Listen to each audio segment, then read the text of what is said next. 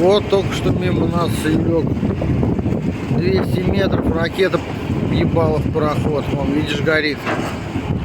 Так что у меня сегодня второй день рождения, наверное. У нас всех есть.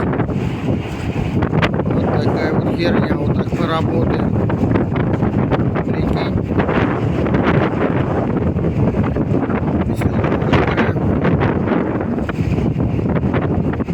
Вот только что сейчас, блядь, как-то ебануло, блядь, прям рядом с нами.